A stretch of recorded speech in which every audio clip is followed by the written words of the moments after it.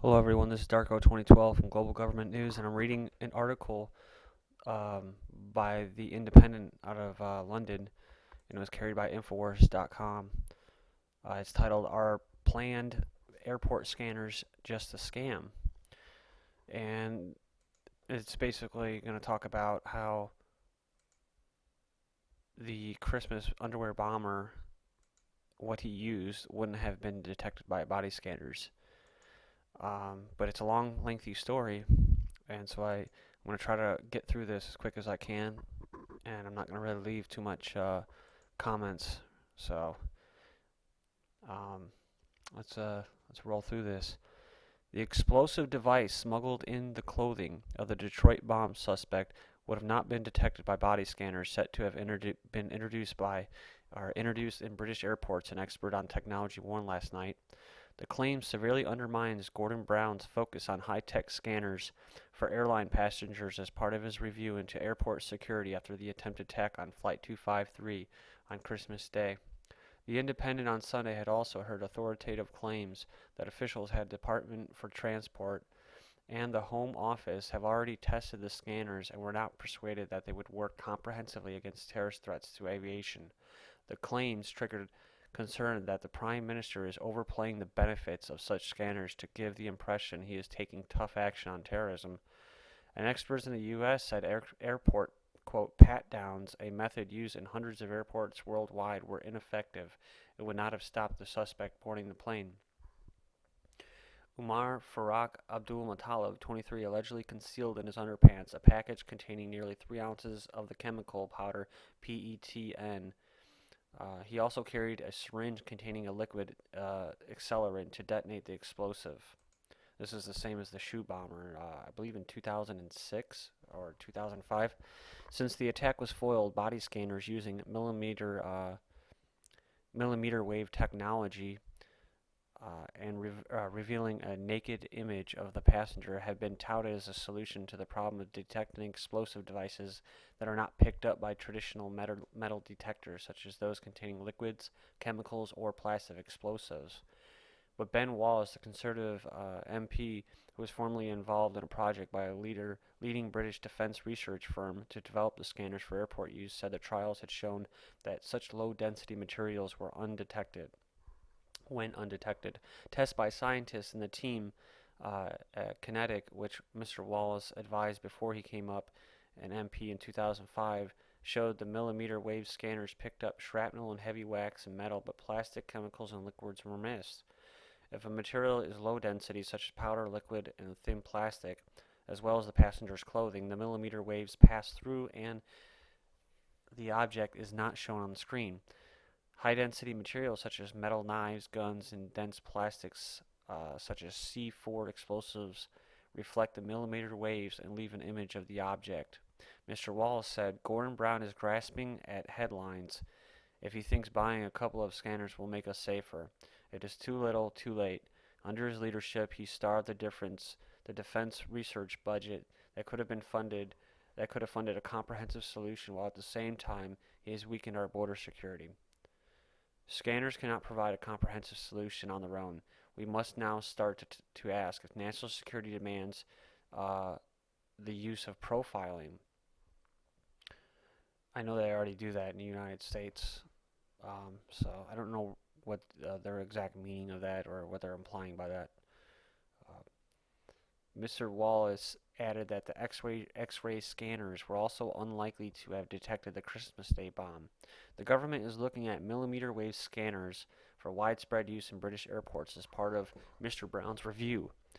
They are safer to use than X-ray scanners because they do not emit radiation and do not require passengers' consent.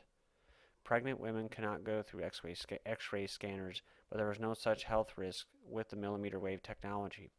However, a Whitehall source revealed that the DFT and the Home Office have already tested both the millimeter wave and X-ray body scanners as part of an ongoing assessment of airport security and anti-terrorism measures.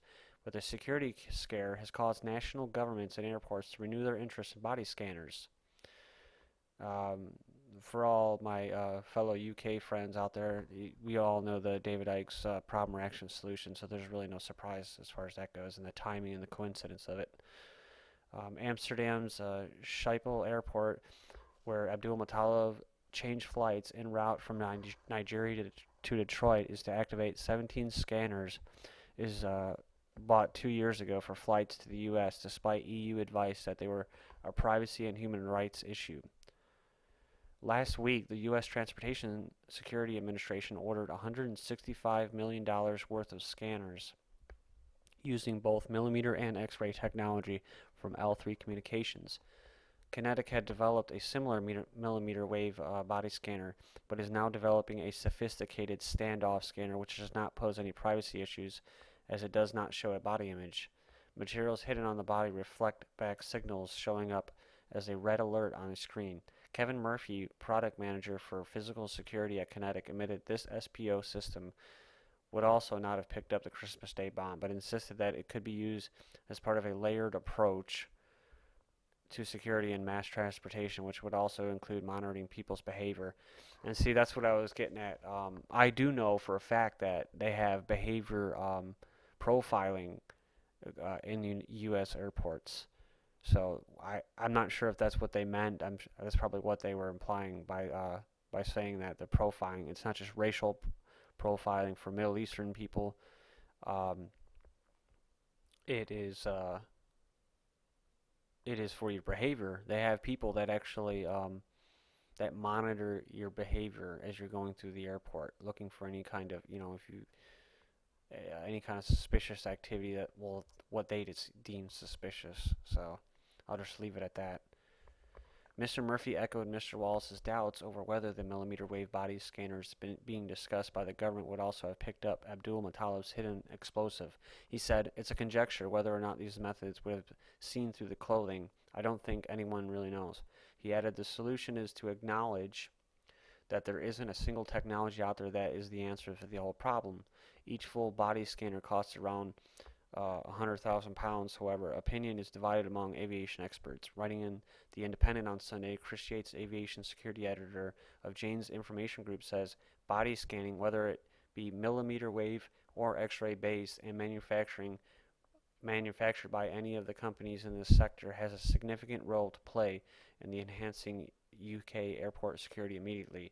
Body scanning is only half the story, though. The government cannot ignore the liquid aspect anymore. Liquid explosives become a high agenda issue following the thwarted transatlantic bomb plot of 2006. Yeah, here we go. And is clearly implicated in the attempted downing of Northwest Airline Flight 253. If the government skirts over this aspect, it will be nothing short of dereliction of duty. On Friday, in an announcement on the Downing Street website, the Prime Minister said an urgent review of security at UK airports would be implemented, promising to react quickly to the wake-up call of last week's attempted atrocity. Mr. Brown added, "In cooperation with President Obama and the Americans, we will examine our range of new techniques to enhance airport security systems beyond the traditional measures. These could include advancing our use of explosive trace technology, full-body scanners, and X-ray technology." A spokesman for BAA, which owns 6 UK airports including Heathrow, said on Friday any comprehensive review of airport security should involve government and aviation industry, and should establish how a combination of technology and intelligence and profiling of passengers can build a better defense against the unpredictable and changing threat from international terrorism. Responding to Mr. Wallace's claims, the DFT spokesman said body scanners are being assessed urgently as part of a package of measures to respond to the latest incident. Trials of body scanners have already taken place, and these are being assessed urgently as part of an immediate review of airport security.